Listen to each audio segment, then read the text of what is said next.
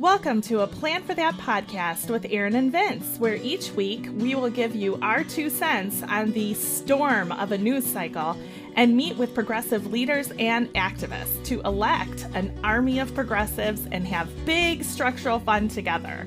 I'm Erin, a recently activated lightning bolt of energy that demands progressive change, and I won't back down, and I'm bringing the crowd with me. Vince?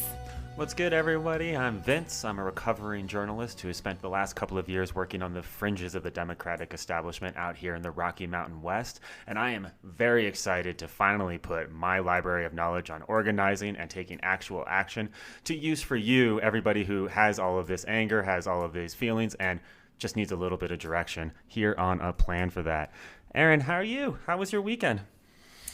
So my weekend was actually pretty upsetting. No. I know. I'm sorry to say this, listeners, because the weather was beautiful, and I wish I could echo its majesty out there with the colors and the sunshine.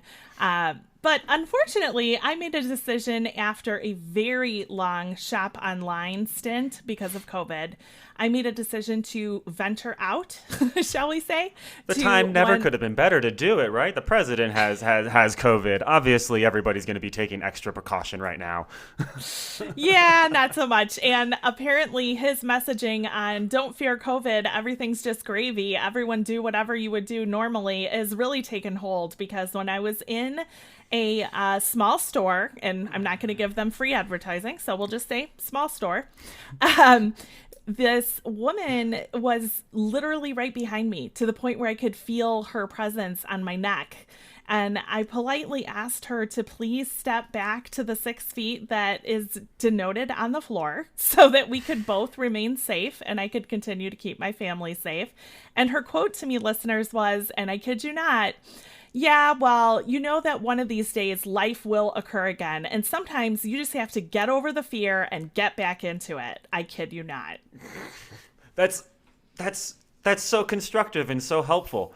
I feel like it's like seeing a forest fire. I'm in Colorado. There's forest fires around me everywhere. And looking at the forest fire and saying, yeah, but we can't fear those flames. Let's go play on that tire swing in the middle of that before we address the actual, inferno around us. Exactly right. When you have a disinformer in chief in the White House, there is a serious problem with information, or shall we say misinformation, being distributed through media, through social media, and of course through the propagandist media that all right-wingers seem to really enjoy listening to.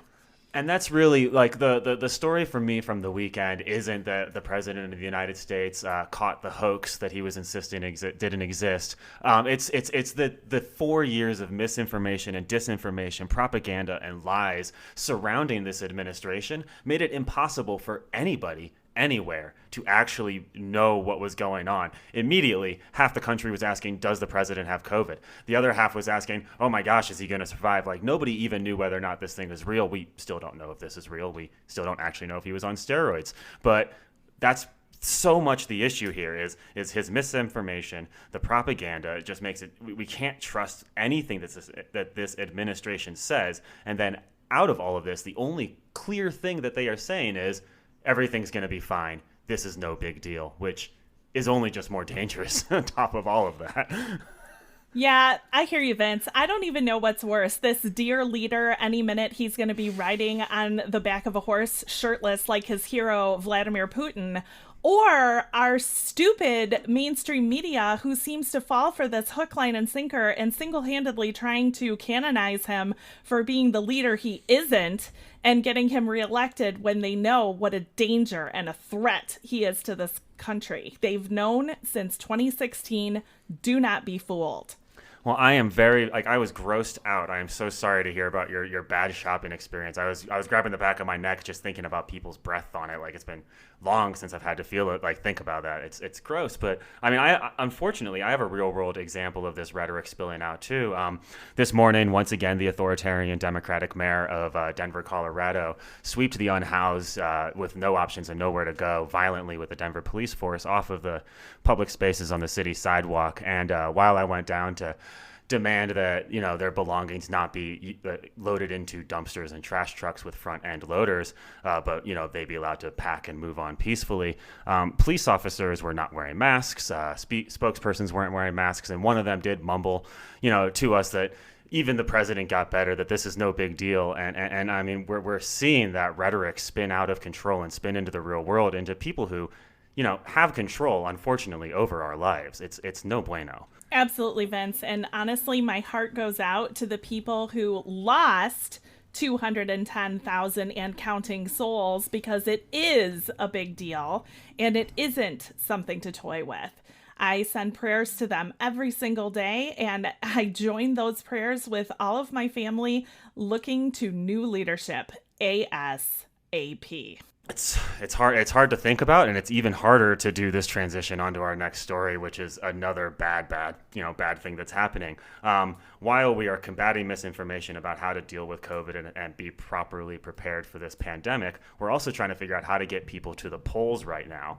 And that includes in Philadelphia, Pennsylvania, where there is just not great things happening at the poll boxes. Yeah, absolutely. I'm going to give a shout out to Rachel Maddow for covering this, because it is an important story, and she does listen to us when we scream at her on Twitter to cover things. So thank you, Rachel. In Philadelphia, the Republican caucus that is at the state level, we're not talking about feds now, we're talking about the state level. So the legislature is trying to subpoena ballots as ballots are still coming in, and thereby trying to invalidate the process so that the election can be swung for the traitor-in-chief in the White House right now, as opposed to a legitimate election where all votes are counted and everyone has their voice represented. So I don't know if I fully understand. So subpoenaing the ballots, they're asking to see the ballots before they're officially counted on Election Day, because I know it is my understanding of this. Is that right? That's correct. They're trying anything and everything. It's like, if everyone out there has ever made pasta, it's like throwing pasta against the wall and seeing if it'll stick. That's okay. So I'm going to back this up a step too, because I grew up in Pennsylvania, and voting in Pennsylvania is difficult. When I was a student at Penn State, I was fortunate enough to vote for Barack Obama a second time around, and it took me 3 different polling locations in one election day and an entire day of missed classes to be able to cast that ballot in Pennsylvania. Since then, I've moved to Colorado, where it's so easy to vote. It's amazing. And for people who are in the sad states like Pennsylvania who have never dealt with mail-in balloting, here's a spoiler that I didn't know until I learned it myself in Colorado. They don't start counting those ballots until Election Day. They see them pile up, they come in the mail, but it's not like they're preemptively counting them. It's not like they're opening them. It's not like there is some special start on Election Day. Like, there is still the full counting process that's going that we expect to happen on Election Day. That's why the count is so difficult to do, and we're starting to discuss the red mirage right now. So effectively, the Pennsylvania Republicans are trying to open the secret ballots before Election Day to prove that people are tampering with the process. Exactly. And I'm so glad that you brought up how the vote is tallied, because our next week's guest is going to be Jennifer Cohn, who is going to tell us specifically about modems and the role that modems can play in our election insecurity, perhaps. That's going to be a very needed conversation. But don't worry, because we're coming with some really good news. It can't all be dark, doom and gloom. After a quick break, we're going to talk a little bit about how political money can be used, about how advertising can be used, and about how you can get to work, or about how people are getting to work to put progressives in office. I'll see you on the other side. Do you know what it means to have health insurance for the first time? It's a gigantic relief. It's everything. Especially in this pandemic. John Hickenlooper expanded health coverage for 500,000 Coloradans. If it were not for John Hickenlooper, I would not have health insurance today. Without John Hickenlooper, I wouldn't have health insurance. With the pandemic, he has taken the burden off so many families. I'm John Hickenlooper, and I approve this message. He actually listens to you. He cares about the people first. Erin was not wrong about the weather being great over the weekend, but now I feel like there's a dark cloud hanging over us, and that's not the point of a plan for that. So let's start building a ladder up and out of this. And please, Erin, tell us how we're going to do that. Excellent. As always, first I vent and scream, and then I come up with a plan. So this is what we're doing. We are going to talk later in this episode about another miracle that Karen Sung, our friend, has put together called 5 Seats to Beat the Cheat.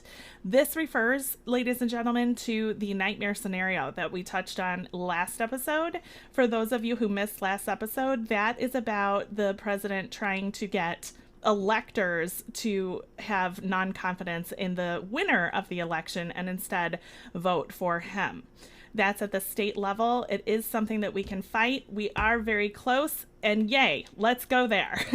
The other thing I wanted to mention really quickly, I won't shout out the campaign because I understand people wanting their privacy. But as y'all know, I am volunteering for 9 campaigns at this point. It's a lot of fun. And as I was on the training session, we had some kind of a technical snafu to where I had to ask a question over the Zoom. As soon as I asked my question, I was hit with a private message saying, "You're Erin, you're from that show, the plan for that." So listeners, awesome. We love recognizing you as you recognize us. We're so glad that you're having fun, and we're definitely having fun too. Let's go elect an army of progressives. Let's absolutely do that. That's so cool. I'm just going to continue to pretend that absolutely nobody is listening because that is right inside of my comfort zone. But I love knowing that everybody is out there. I love seeing your tweets and reviews and all of it. So as long as it's positive, keep getting in my DMs because I appreciate it, y'all. Absolutely. And Vince, I couldn't be more excited than our guest today, Alex Lawson, who comes to us from Operation Frederick Douglass, which is a super PAC that is starting off as a major ad creator. Think the opposite of Project Lincoln, y'all. This is a super PAC that's making ads for progressives, that's on our side. And yeah, that means your small dollar donation should be going her way. Hi, Alex. We're so glad to have you with us. This is so exciting to have you on. I love being able to talk about ways to put actual dollars to work for progressives instead of sending it to a giant party where you're never going to see it again, or to a candidate who might not uphold your policy positions. So it's so great to have a PAC on the show. Yay! I like it when money's used for good things, don't you? Especially in a world where progressives, we've grown up hearing about Citizens United and the need to get money out of politics and corporate personhood and PACs being bad and ban all lobbyists. Just a plug, we are going to have a lobbyist on the show who is anti-lobbyist. So it is, it's all about playing the game as the rules are written right now. And it is important for progressives to put their dollars where our policy is and really fight for what we have. So Operation Frederick Douglass, OpFreddo, as I am calling it. What's going on there? What do people absolutely need to know that you've created here, Alex?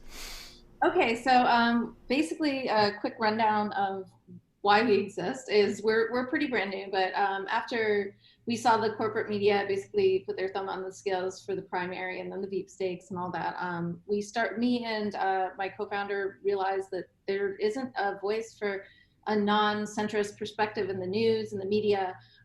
It's just completely missing, and that we needed to get loud. And how can we do that?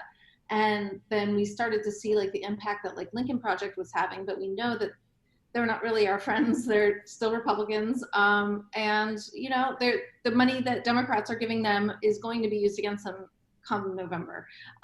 They've been pretty silent on the whole judge thing, but we basically just were we have to get loud. How can we do that? Okay, so let's make some ads. Okay, how do you get donations so that you can keep making the ads? And we realized we had to be a super PAC, and we are a super PAC that are all against Citizens United. But you got to play the game. You got to fight power with power, and purity tests have no place in a politics that we're fighting against people that will go to any lengths to stop you. So we basically put all our effort into media creation, and we created, I think, 6 ads now. We've endorsed 10 candidates so far, and we're basically focused on slowly creating a whole media apparatus that is ads, that is podcasts, that is, earned media and TV spots that can combat this CNN, MSNBC narrative that's really one note and corporate focused and not really serving the interests of the people. You're exactly right, Alex. And I am so glad that you pointed that out, because I want to shout back to our previous episode with Tawhid Chappelle, who taught us, gang, that the corporate media agenda is for the white man in power, and it seeks to hold him in power. So it is so important to have Operation Frederick Douglass out there. And why don't you go ahead and tell us specifically who you are augmenting with Operation Frederick Douglass, because I'm so excited about it, Alex.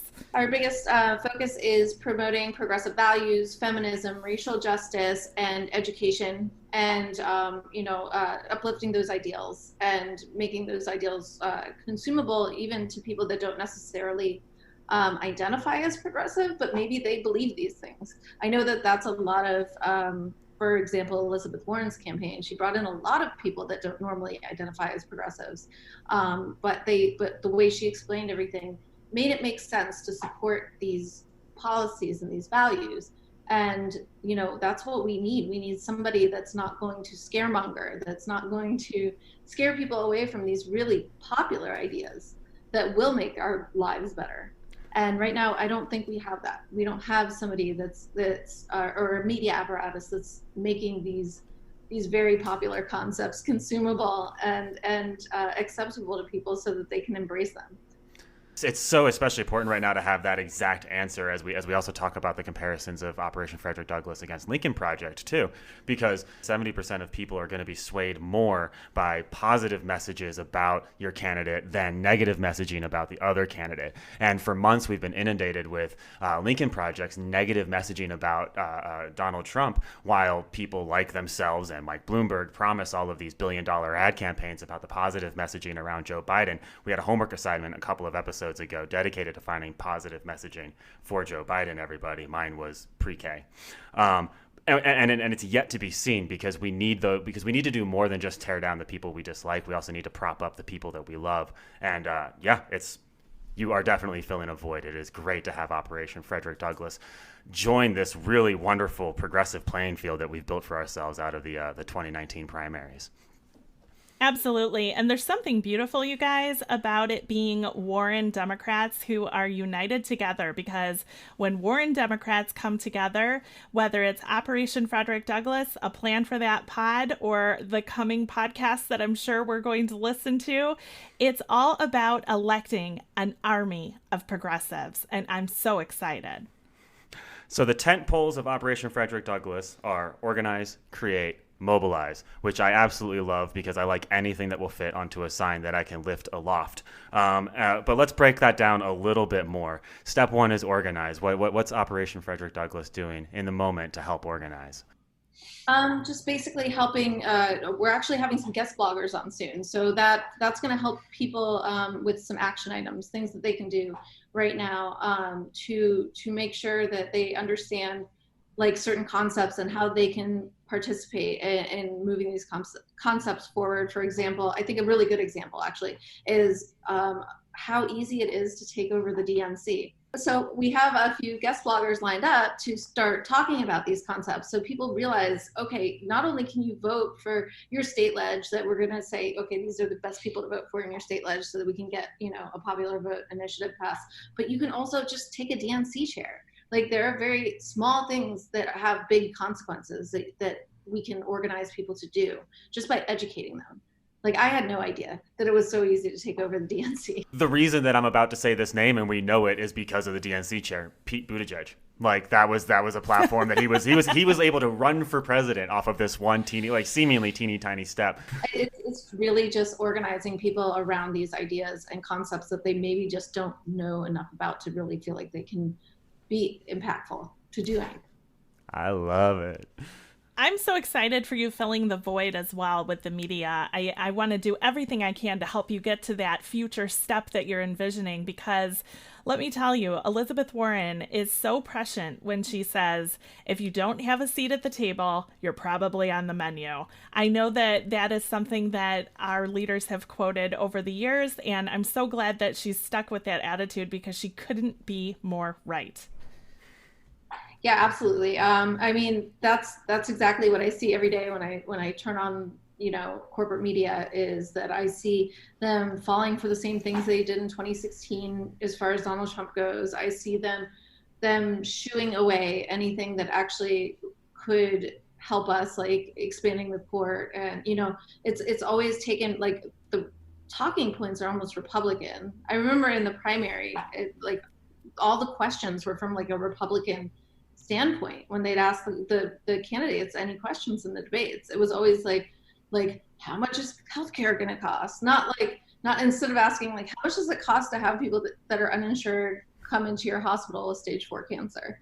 Everything was always framed from this fear-mongering perspective. So yeah, it's obviously bad for MSNBC corporate executives for progressive policies to get passed. It's obviously bad if a 2-cent wealth tax passes through MSNBC corporate executives, but they're never gonna support a candidate that is for those things, even though those things are popular, even with Republicans. Even Republicans support a wealth tax, but you will never know about it if all you watch is CNN and MSNBC. So it's so important to have something out there that isn't seen as extreme, I don't know, certain left media is seen in an extreme way, and they have purity tests and stuff that make people feel like that they can't really watch those channels or whatever, or that media, but also isn't towing this line for consensus building among like centrism, which isn't really what people actually want. It's just nobody really wants lack of action on the Democratic side. The reason the Republicans keep winning every 4 years or so is because not only because they cheat, but also because people aren't voting because they do vote for Democrats and then they don't see the progress happening that they want. They actually do want to vote for something, not just against something. So it really is so much more fun to support something than it is to fight against something all the time. Like back in the day when I had the bandwidth for sports, I really used to love having a team that I could cheer for. And I feel like that's a big part of the void in 2020, as a lot of us are fighting and we don't have a whole lot to cheer for. So it's good to build toward. Absolutely. And I'm actually glad that you said what you did about people being disenchanted when they see that no one's fighting for them, because there was actually a beautiful tweet. I mentioned it on a past episode, but I'm going to do it again because it could not be more perfect. I don't remember the author, so author, please forgive me if you're listening to this episode. I did not mean to not shout you out. But the tweet said, "I'm so glad that we worked our butts off in 2018 and donated and volunteered and canvassed so that we could have really strong Democrats who could fight this attack on our daily democracy like they haven't in any way, anywhere." Yeah, it's so true. There is that mobilizing to like get some oversight or to get, people that'll fight for you. And then when it doesn't happen, it makes you feel like, well, why did I do all this? Why did I march? Why did I organize? Why did I make phone calls? You can't, I think our objective is to help people understand that you can't just vote blue no matter who. You can't just vote for an empty blue suit. The no matter who part is the who is like the important part, right? There's Elizabeth Warrens and then there's mansions, right? Like there's two kinds of Democrats, and we need the fighters. We need the people in the ring that remember what it's like to struggle, that aren't totally disconnected, that haven't let the beltway go to their head. We need people that are in it, and are ready to do whatever it takes. Right now in Colorado, the local Channel 7 did a story on several electeds. All of them happened to be Democratic socialists. And they posed the stupid question, should elected officials participate in protest? Which, rephrased, is should political leaders play politics, which it was like, yeah, it was a very damaging, very silly story that they've put out here in the last couple of days, and rightfully many people have jumped on like that they didn't include any far right Republican elected leaders who participated in anti-COVID protection actions over the summer, or who have been literally marching with 3% or white nationalist groups here in Colorado over the last couple of weeks, but only included women, people of color, and socialists in their coverage of should activists. And yes, that's what it's all about. People who care and are in the streets and are fighting, we should absolutely be working our butts off to get those people elected and in office, because they actually care about the people's interests. Like, it rung all the bells when you started talking about that, Alex, because it just put that article and how inane the concept of political leaders not being allowed to protest. Like, the left is punished for so much that is just part of it. Like, yes, political leaders should protest. That's what they do. Amen. And I can't help but repeat the phrase that y'all see me say all the time on my Twitter feed at Wellness4U13, for those of you who want to scream into the void with me. Progressives are leaders who lead. Alex, tell us how to elect leaders who lead now, please. Yeah, what's that mobilize part of the tent poles? Yeah, so we've endorsed 10 really awesome Democrats who are just fighters. One of them is Cori Bush, who is totally my inspiration. I'm obsessed with her, and it really goes back to what you were saying about who marches, because she was in Ferguson, and she's been a Black Lives Matter organizer for a long time, and she has been in it. And I love that she says that she's close to the pain. She still remembers what it's like to sleep in her car and to worry about rent and worry about bills and to not know what was going to happen to her. That's who we need. We need people that are close to the pain, that are close to people and what their daily experience is. And that is like the litmus test for me about who is electable, who's the right person to vote for. Are people that tell, the people that tell you their life stories, and they have some struggle in their life. I personally don't think we should be electing people that make more than $50 million a year. Like, I don't think there's like any way you can possibly understand what it's like for the rest of us when you live in a totally different reality. Congratulations, you won capitalism. You don't get to play government. Look at Kelly Loeffler. She bought her seat. She bought her seat because she's super rich. She wasn't even elected, and she bought her seat. And she's pretty much the worst. Listen up, everybody. Raphael Warnock is in a special election race against Kelly Loeffler, who actually is not an elected official. She was appointed. What that means, listeners, is that when he wins, we don't talk about if, when he wins, he will be immediately sworn in. That means no waiting until January, and alert, that means an extra vote on the SCOTUS decision. i.e., we need to get him in there. We need to help him win. Please donate to Raphael Warnock. Go volunteer for him. It's loads of fun. Take it from me. I do it every day. Yes, and he's not running against Ossoff. People get confused and think that they're running against each other, but they're both running. You can vote for both of them. Yes, 2 seats in Georgia. 2. I have heard from organizer friends in Georgia that anybody who is doing work for one is doing work for the other right now, and so make sure you're doing it and putting it in for both. Oh, that's beautiful, guys. We love that. More of that, please. Cooperation for progressive power. I love it. Who else are we mobilizing for? So that's 2 of the 10. I don't know if we have time to do all 10, but who else are we really excited about right now? Beth Dolio. She's a sleeper candidate. I don't see people talking about her a lot, but she's been endorsed by Bernie. She's been endorsed by Warren. She's up against a really corporate Democrat. She's got a lot of organizing chops. She worked in the state legislature. She's awesome. She's all for the Green New Deal. She's really big on climate stuff. She's just fantastic. She's in Washington, so check her out. She's amazing. She's got every endorsement that you could possibly want in a candidate, to know that they're the real deal. She's wonderful. Jamal Bowman is another one. And we love what happened in New York this year with progressives. Jamal Mondier. Like, we just killed it this year in New York. We have Eliza Orlins, who is running for Manhattan DA next year against Cy Vance, who's, you know what, probably partially responsible for the fact that we have Trump, because he could have prosecuted Trump about a decade ago and didn't do it.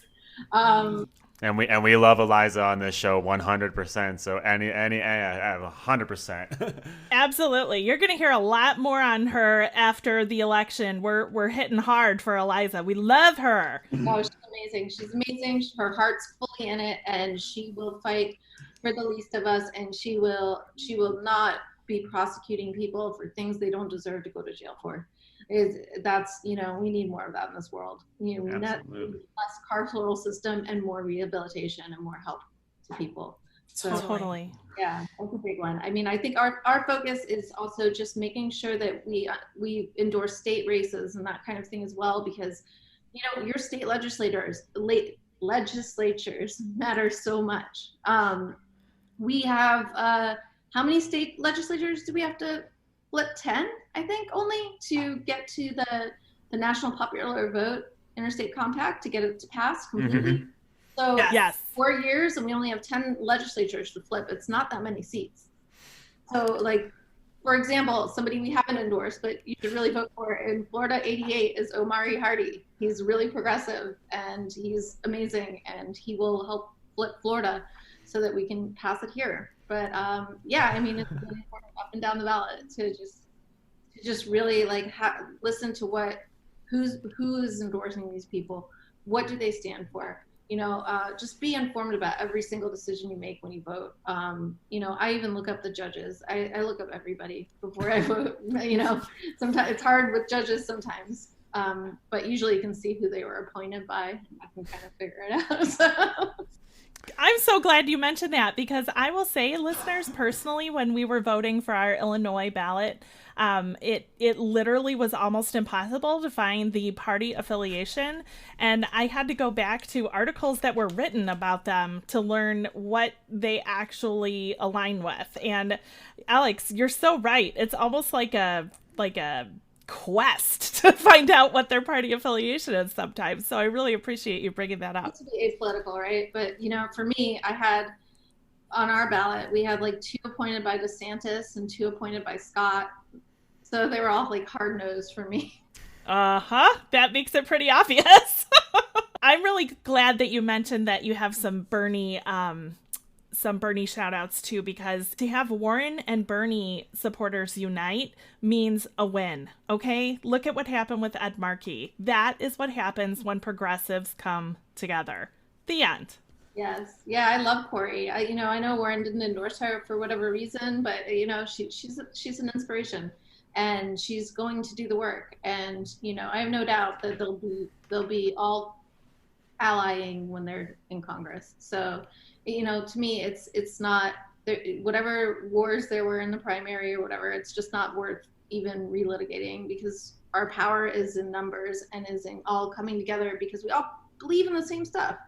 You know, we all believe in the same policies, and we believe that healthcare is a human right and that climate change, you know, is an existential crisis. We believe in these things, and we have to get together and be loud and use pressure campaigns to make the changes that we need to happen. We cannot be drowned out by MSNBC and CNN anymore. We have to get as loud as we can so that we can get our electeds to do the right thing. And, you know, we are electing people that will on their own, but we also have a lot of people in office that have been there for way too long and are way disconnected and need the pressure on them. They need a little bit of like a kick in the ass to do the right thing. I hear you. 100%. They're getting it from PG&E and Comcast and whoever else is donating to their campaigns. They need to hear it from their constituents. They need to hear it from us so that they're not just kowtowing to whatever their corporate donors want them to do. So, you know, I mean, there's a reason that gun control, which is what 96% favorable or something like that, like has not passed yet. You know, so it's about time that we got as loud as they are. And part of, I mean, arguably on top of that, part of the reasons that our progressive policies are so easy to divide is because we've had so few leaders inside of progressive politics. And I mean, we saw it with the Warren, Bernie, pseudo division that happened. It's so easy to repair, y'all, because let's just elect so many progressives that we can't point to the one who is doing it, that there's hundreds of us doing it. It's all about building that army of progressives, not following the one leader at the top of the pyramid. That's authoritarian nonsense for Trumpers.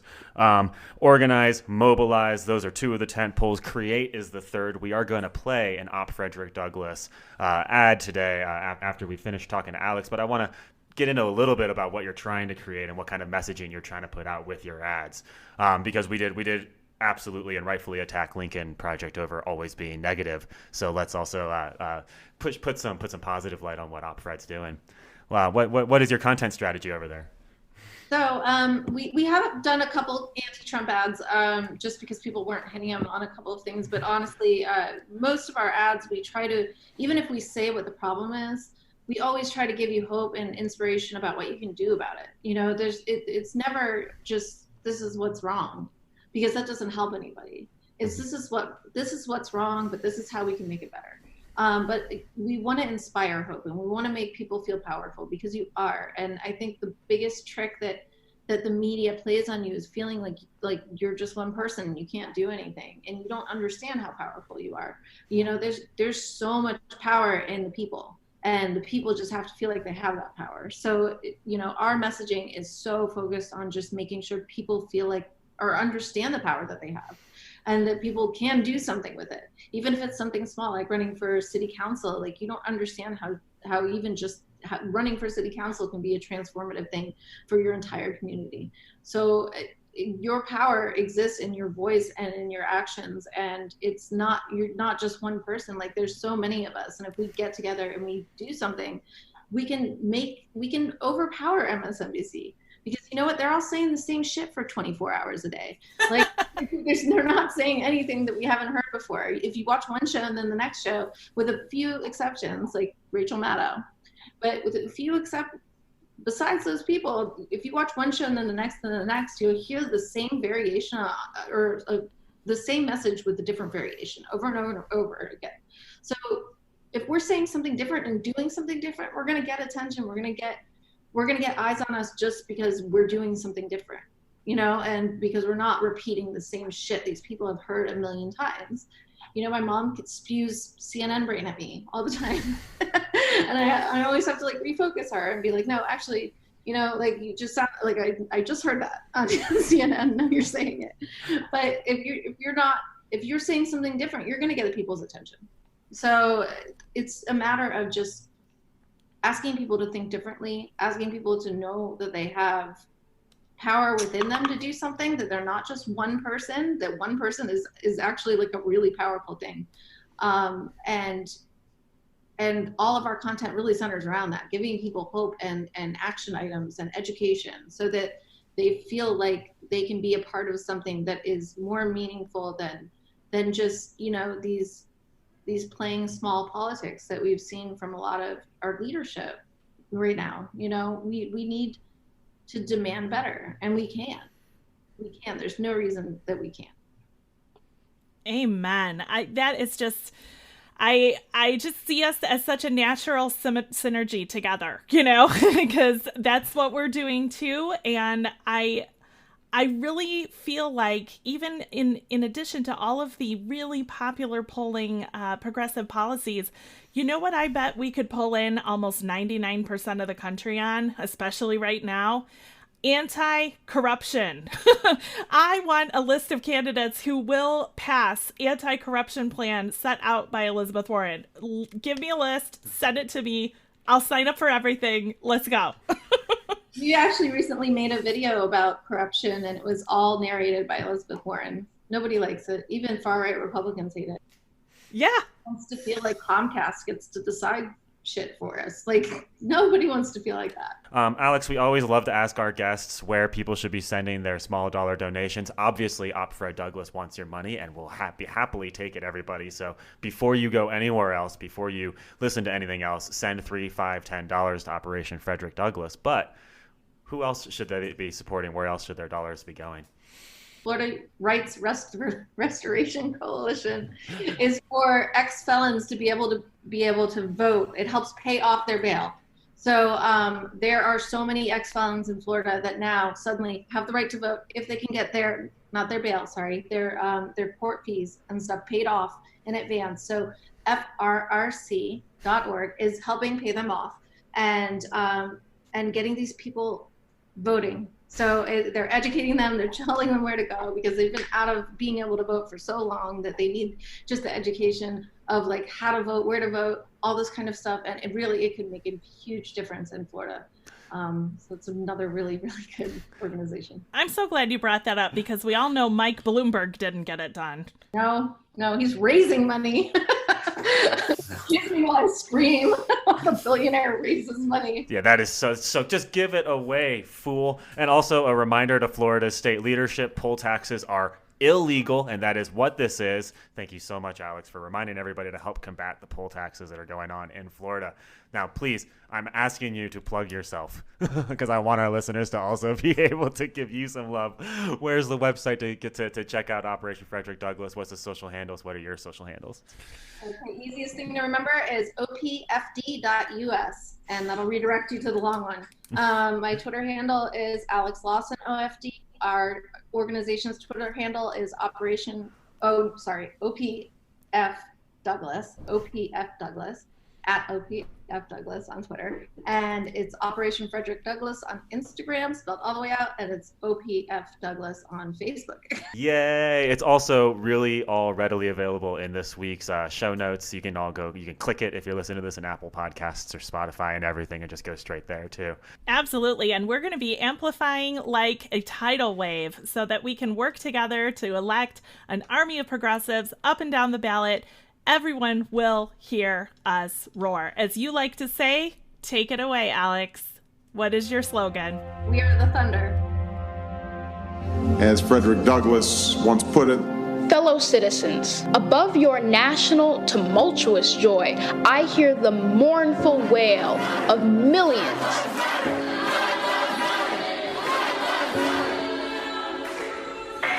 I don't see any American dream, I see an American nightmare. I can't look in the mirror and see other people dying on the street that should have the same opportunities that I've had.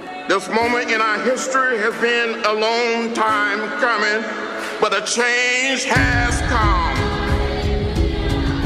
People ask me, when will you be satisfied with the number of women on the court? And my answer is, when there are none. Women do not need to be empowered. They need men to get the barriers out of the way, and they will show you how powerful that they are. I don't think that we're radicals. I think the system is radically wrong. This issue, it is a culture of lack of impunity, of accepting of violence and violent language against women, and an entire structure of power that supports that. education means emancipation. Millions and millions of Black and Latino kids will go through a public education system that does not educate them. I believe it is time in America to make a new investment in public education. The right to learning should be given to every child. The subject of today's History at Home lesson is on Frederick Douglass. Our squad includes any person committed to building a more equitable and just world. And given the size of this squad, we will not be silenced. We need the storm, the whirlwind, the earthquake.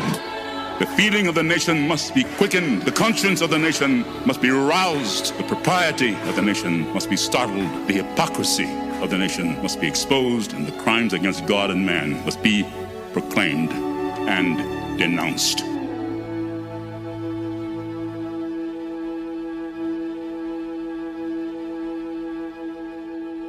Welcome back to A Plan for That podcast with Erin and Vince. Boy, Vince, I feel fired up and ready to go. I am so glad that Alex Lawson came to talk to us about Operation Frederick Douglass. I couldn't be more in line with what they're doing, what they're trying to create, and what the goal is, which is to elect an army of progressives. Hell yeah. Hell yeah, absolutely. I feel the same. I'm right there with you. I feel good. It's amazing. We do this show every week, and we kind of start out with some doom and gloom because we live in a world of doom and gloom. And by the end of it, I'm sitting a little bit taller and feeling a little bit better about the future. I'm definitely excited about Operation Frederick Douglass existing, especially as a pretty frustrated progressive who loves crooked media. Dan Pfeiffer's book, Untrumping America, ends with a call for people to build more media platforms akin to Crooked, and that Crooked can't be the only one in the space, and to have a less centrist, more progressive voice enter this space like Operation Frederick Douglass and start to build that kind of a media platform. It's sorely needed. It's really cool to see, and I absolutely loved that ad that we just heard from them, and I can't wait to hear more in the years to come. Absolutely. And guys, if you haven't already seen it, we're going to be amplifying their amazing ad content on our Twitter feed at the Plan for That Pod handle, as well as our personal handles. I've already begun the process, and I know, Vince, you've seen it out there too. Yeah, definitely make sure that you are following the show at A Plan for That Pod on Twitter, because we'll be posting their ads, we'll be posting everything there, and it is where to see everything that you are hearing this week. Pinned right now at the top of that Twitter profile are the 5 seats to beat the cheat. Friend of the show, Karen Song, continues to fill us in as we race towards the finish line here. The finish line. Ha! Election day is not a finish line, as listeners of this show know. As we race towards Election day, what we really need to focus on, and I know that with only 28 days left by the time this episode comes out, we are in crunch time. So, Erin, the 5 seats to beat the cheat, what are we focusing on? Absolutely. So after the show drops, I am going to be amplifying the website. It is actually super easy to donate to all 5 seats without having to do all the searching for private Twitter accounts, especially the candidate Twitter accounts themselves. So that's kind of nice. I like not having 50 million Act Blue receipts. It's just one-stop shop to make sure that Trump can't steal the election. The 5 seats that will help us win and stop the cheat of the election by Donald Trump is Elise Galvin in Alaska, Hillary Scholten in Michigan, Kathleen Williams in Montana, Eugene De Pasquale in Pennsylvania, and Mike Siegel in Texas. Some of these candidates are already people that you know that I've been volunteering for. Some of them are a little new to our volunteer call to action. This is the call to action, you guys. We must swing these 5 seats so that he cannot cheat. Those 5 states in quick succession again: Alaska, Michigan, Texas, Pennsylvania, Montana. I have definitely made it clear that I grew up in Pennsylvania, and that gives me the experience to know that all 5 of those states share a Republican lean, but a real nice nougaty blue center inside of there. There's a lot of Union blue happening in there, and just old head Democrat Party organizing possible.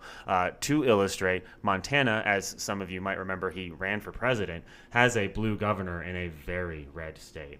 Amen. So he is going to have some good elections out there. No cheating in Montana. Governor Bullock is a good governor. And while we're mentioning Governor Bullock, hey, he's running for senator in the state of Montana. Why not give him a couple of your dollars as well? And definitely donate, support, volunteer anytime that you have.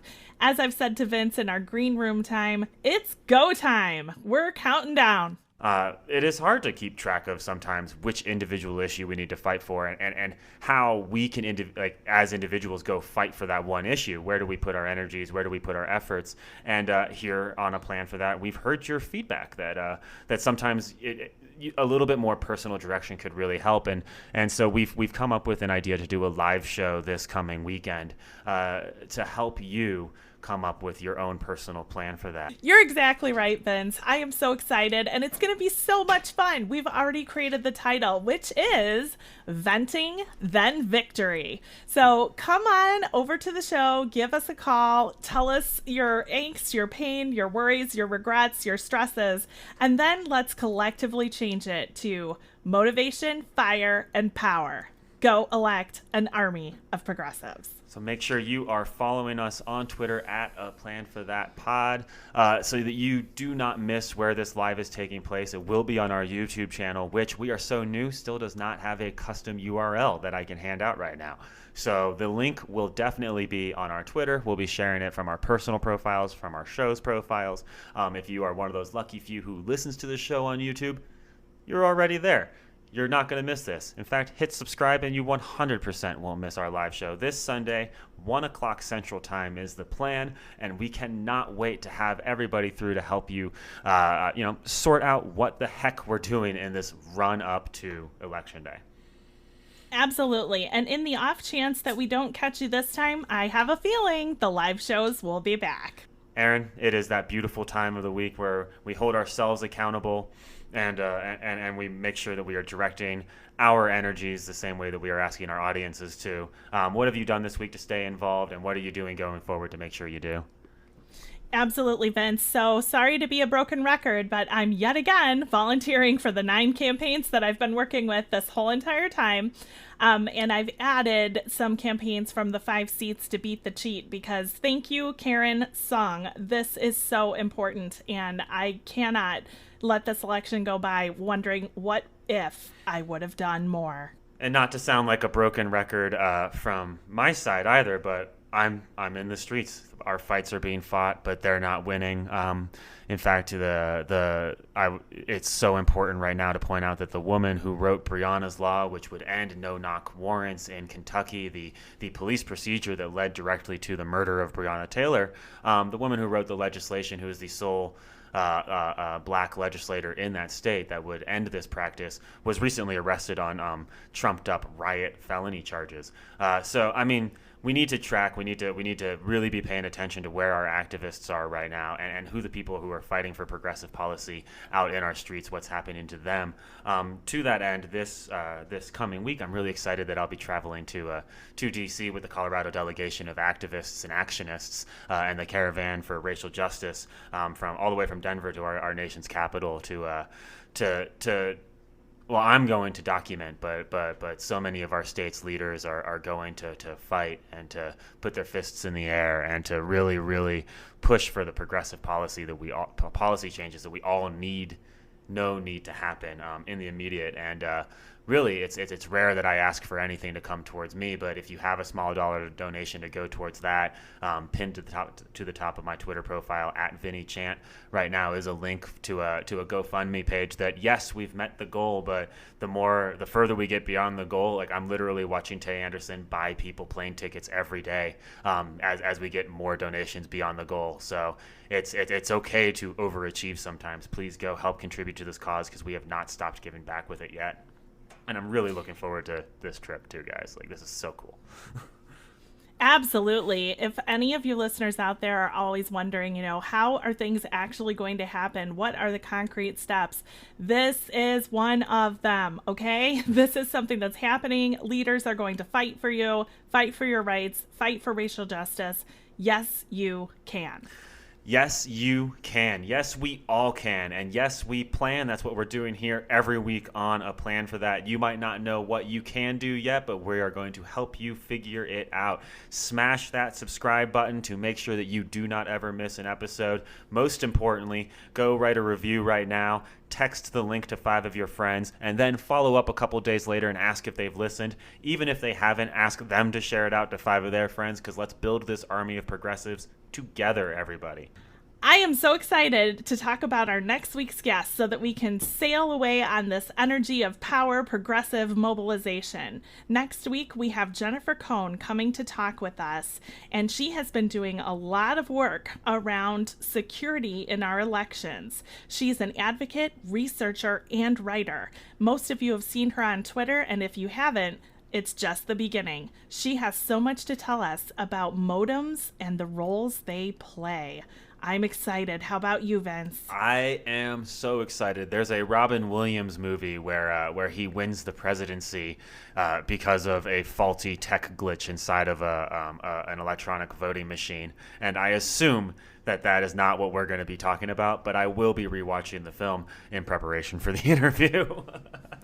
That sounds awesome. And all of you should definitely check out our feed where we're going to boost Operation Frederick Douglass, Jennifer Cohn, Karen Sung, all of our friends here at Plan for That Pod.